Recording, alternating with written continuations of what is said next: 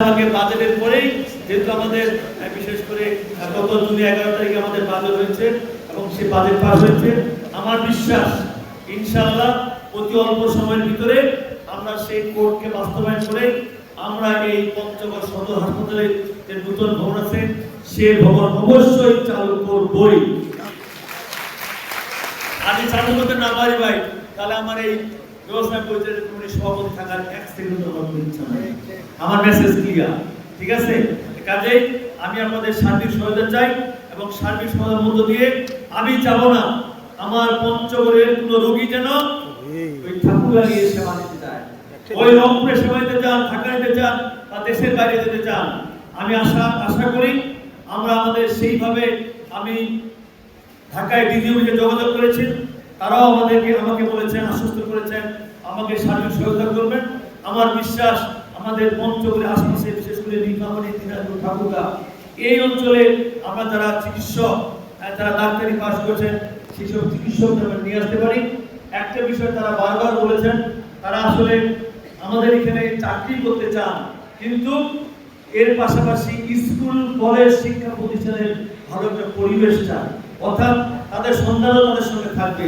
সেখানে যদি ভালো মানের স্কুল থাকে, ভালো মানের কলেজ থাকে তাহলে তারা সেখানে সন্তানদেরকে তারা সেভাবে গড়ে তুলতে পারবেন। এই বিষয়টা কিন্তু আমাকে আহ্বান করেছেন। আমরা আশা করব সেই বিষয়টাও আগামী দিনের জন্য আমরা সুরাহা করতে পারি এবং তাদেরকে সেইভাবে আমরা শিক্ষার মান দিতে পারি। কারণ আমাদের এই পঞ্চগড়ে আমার বিশ্বাস আমাদের প্রয়াত দেশের জগদীশ সরকার যখন শিক্ষামন্ত্রী ছিলেন উনি কিন্তু শিক্ষা এখানে শুধু বিকাশের ক্ষেত্রে বিস্তৃতির ক্ষেত্রে অনেক অবদান রেখেছেন। আমি আশা করব আমাদের সেইগুলো মানের দিক দিয়ে আগাতে পারি তাহলে আমাদের বিশেষ করে ডাক্তার মহোদয়কে সেইখানে আমরা আকৃষ্ট করতে পারবো। আরেকটি কথা যেটা আমাদের সাথী আলম বলেছেন, বিশেষ করে আমি কিন্তু বারবার আমাদের মন্ত্রণালয়ের দায়িত্ব পাওয়ার পরে আমাদের আইন শৃঙ্খলা মিটিং বিভিন্ন মিটিংয়ে আমাদের ডিসি মহোদয় এসপি মহোদয় বলেছিলাম অতি জরুরি আমাদের এই পঞ্চগড় আমাদের এখানে চেম্বারে অনেক সভাপতি অনেক নেতৃত্ব আছেন যে পঞ্চগড়ে অতি জরুরি বিশেষ করে ট্রাক এই দিনের বেলা বিকাল বেলা সন্ধ্যার সময় না চলে রাত্রে 9টার পরে চালু হলে আমাদের পঞ্চগড়ের মানুষের কিন্তু যে প্রতিনিয়ত এই যে নাকের ক্ষতি হচ্ছে, আমাদের যে প্রতিনিয়ত আমাদের বিভিন্ন অ্যাজমা সহ বিভিন্ন রকম কাশি সহ বিভিন্ন রোগ বৃদ্ধি পাচ্ছে, সেটা কিন্তু এমন একটা জায়গায় পৌঁছে যাবে আমার মনে হয় পঞ্চগড়ের সুস্থ মানে দিতে পাওয়া যাবে না।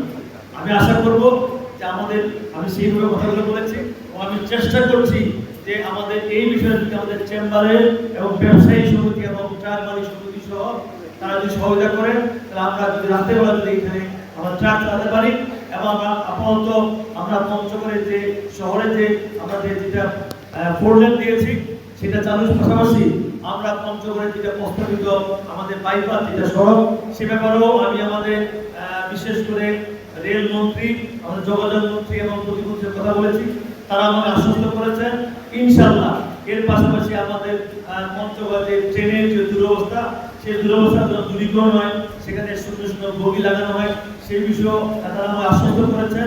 আমার বিশ্বাস যে আমরা যদি বিশেষ করে এই কাজগুলো সম্মিলিতভাবে আমাদের ইকবাল বলেছেন ওনারা মানববন্ধন করবেন, কথা বলবেন, ইনশাআল্লাহ আপনারা এইভাবে যদি কর্মসূচি রাখেন তাহলে সেক্ষেত্রে আমরা একটা চাপ অনুভূতি করবো এবং তার মধ্য দিয়ে আমাদের বিশেষ করে আমাদের কেন্দ্রীয় মাননীয় প্রধানমন্ত্রী এবং সংশ্লিষ্ট মন্ত্রণালয়ে আমরা সেই পেশাটা দিয়ে আমাদের যৌক্তিক দাবিগুলো আমরা বাস্তবায়ন করতে পারবো।